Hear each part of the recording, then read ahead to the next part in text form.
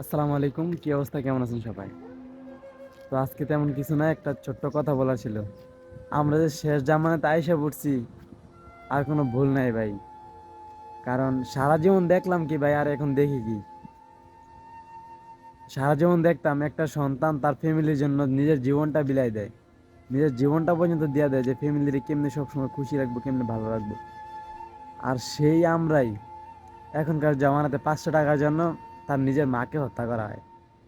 এবার ভাবেন কোন জামানাতে আমরা বসবাস করি, যে এই জামানায় 500 টাকার জন্য নিজের মাকে হত্যা করা হয়। সেখানে আমরা ভাই আর কারে কি কমু? এখন একটা মাও তার সন্তানের কাছে কথা বলার কোনো ভাষা নাই ভাই।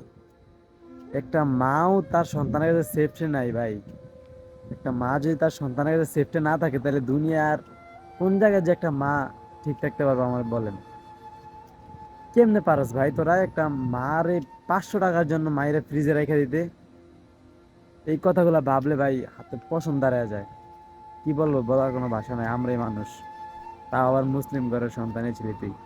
নেশা করার জন্য 500 টাকা চাইয়া মারে হত্যা করছস।